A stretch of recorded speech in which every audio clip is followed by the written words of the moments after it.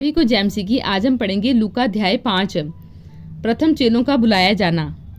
जब भीड़ परमेश्वर का वचन सुनने के लिए उस पर गिरी पड़ती थी और वह गन्नेसरत की झील के किनारे पर खड़ा था, तो ऐसा हुआ कि उसने झील के किनारे 2 नावें लगी हुई देखी और मछुए उन पर से उतरकर जाल धो रहे थे। उन नाव में से एक पर, जो शिमोन की थी, चढ़कर उसने उससे विनती की कि किनारे से थोड़ा हटा ले चले। तब वह बैठकर लोगों को नाव पर से उपदेश देने लगा। जब वह बातें कर चुका तो शिमोन से कहा, गहरे में ले चल और मछलियां पकड़ने के लिए अपने जाल डालो। शिमोन ने उसको उत्तर दिया, हे स्वामी, हमने सारी रात मेहनत की और कुछ ना पकड़ा, तो भी तेरे कहने से जाल डालूंगा।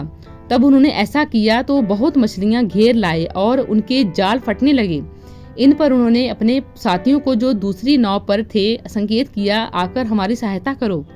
और उन्होंने आकर दोनों नाव यहाँ तक भर ली कि वे डूबने लगी। यह देखकर शिमोन पतरस यीशु के पांव पर गिरा और कहा, हे प्रभु, मेरे पास से जा, क्योंकि मैं पापी मनुष्य हूँ। क्योंकि इतनी मछलियों के पकड़े जाने से उसे और उसके साथियों को बहुत अचंभा हुआ। और वैसे ही जब्दी के पुत्र याकूब और यूहन्ना को भी, जो शिमोन के सहभागी थे, अचंभा हुआ। तब यीशु ने शिमोन से कहा, मत डर, अब से तू मनुष्यों को जीवता पकड़ेगा। और वे नाव को किनारे पर ले आए और सब कुछ छोड़कर उसके पीछे हो लिए। कोढ़ के रोगी को चंगा करना। जब वे किसी नगर में था तो वहां कोढ़ से भरा हुआ एक मनुष्य आया। वह यीशु को देखकर मुंह के बल गिरा और विनती की, हे प्रभु, यदि तू चाहे तो मुझे शुद्ध कर सकता है। उसने हाथ बढ़ाकर उसे छुआ और कहा, मैं चाहता हूं तो शुद्ध हो जा। और उसका कोढ़ तुरंत जाता रहा। तब उसने उसे बताया, किसी से न कह, परंतु जा के अपने आप को याजक को दिखा और अपने शुद्ध होने के विषय में जो कुछ मूसा ने चढ़ावा ठहराया है, उसे चढ़ा के उन पर गवाही हो। परंतु उसकी चर्चा और भी फैलती गई और भीड़ की भीड़ उसकी सुनने के लिए और अपनी बीमारियों से चंगा होने के लिए इकट्ठी हुई। परंतु वह जंगलों में अलग जाकर प्रार्थना किया करता था। लकवा के रोगी को चंगा करना। एक दिन ऐसा हुआ कि वह उपदेश दे रहा था और फरीसी और व्यवस्थापक वहां बैठे हुए थे, जो गलील और यहूदिया के हर एक गांव से और यरूशलेम से आए थे, और चंगा करने के लिए प्रभु की सामर्थ उसके साथ थी। उस समय कुछ लोग एक मनुष्य को, जो लकवे का रोगी था, खाट पर लाए और वे उसे भीतर ले जाने और यीशु के सामने रखने का उपाय ढूंढ रहे थे। पर जब भीड़ के कारण उसे भीतर ना ले जा सके तो उन्होंने छत पर जड़कर और खपरैल हटाकर उसे खाट समेत भी बीच में यीशु के सामने उतार दिया। उसने उसका विश्वास देखकर उससे कहा, हे मनुष्य, तेरे पाप क्षमा हुए। तब शास्त्री और फरीसी विवाद करने लगे, यह कौन है जो परमेश्वर का निंदा करता है? परमेश्वर को छोड़ और कौन पापों की क्षमा कर सकता है?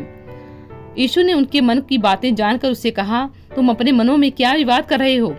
सहज क्या है?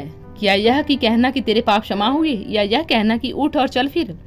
परंतु इसीलिए कि तुम जानो कि मनुष्य के पुत्र को पृथ्वी पर पाप क्षमा करने का अधिकार है। उसने उस लकवे के रोगी से कहा, मैं तुझसे कहता हूँ, उठ और अपनी खाट उठाकर अपने घर चला जा। वह तुरंत उसके सामने उठा और जिस पर वह पड़ा था उसे उठाकर परमेश्वर की बड़ाई करता हुआ अपने घर चला गया। तब वह सब चकित हुए, परमेश्वर की बड़ाई करने लगे, बहुत डर कर कहने लगे, आज हमने अनोखी बातें देखी हैं। लेवी का बुलाया जाना।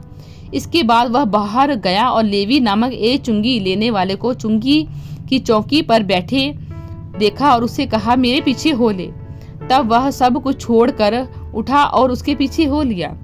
तब लेवी ने अपने घर में उसके लिए एक बड़ा भोज दिया और चुंगी लेने वाले की और अन्य लोगों की, जो उसके साथ भोजन करने बैठे थे, एक बड़ी भीड़ थी। इस पर फरीसी और उसके शास्त्री उसके चेलों से यह कहकर कुड़कुड़ाने लगे, तुम चुंगी लेने वाले और पापियों के साथ क्यों खाते पीते हो? यीशु ने उनको उत्तर दिया, वैद्य भले चंगों के लिए, परंतु बीमारों के लिए आवश्यक है।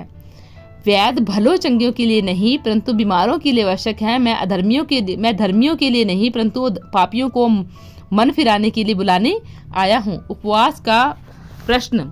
उन्होंने उससे कहा, यूहन्ना के चेले तो बराबर उपवास रखते और प्रार्थना किया करते हैं, और वैसे ही फरीसियों के चेले भी, परंतु तेरे चेले तो खाते पीते हैं। यीशु ने उससे कहा, क्या तुम बरातियों से जब तक दूल्हा उनके साथ रहे उपवास करवा सकते हो?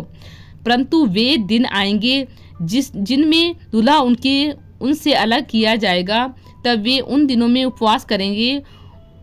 उसने यह एक और दृष्टांत भी उनसे कहा, कोई मनुष्य नए वस्त्र में से फाड़ कर पुराने वस्त्र में पैबंद नहीं लगाता, नहीं तो नया फट जाएगा और वह पैबंद पुराने से मेल भी नहीं खाएगा। और कोई नया दाखमधु पुरानी मशकों में नहीं भरता, नहीं तो नया दाखरस मशकों को फाड़ कर बह जाएगा और मशकें भी नष्ट हो जाएंगी। परंतु नया दाखरस नई मशकों में भरना चाहिए, क्योंकि मनुष्य पुराना दाखरस पीकर नया नहीं चाहता, क्योंकि वह कहता है कि पुराना ही अच्छा है। हालेलुया। प्रभु इन वचनों द्वारा प्रभु आपको बहुतायत से आशीष दे। आमीन।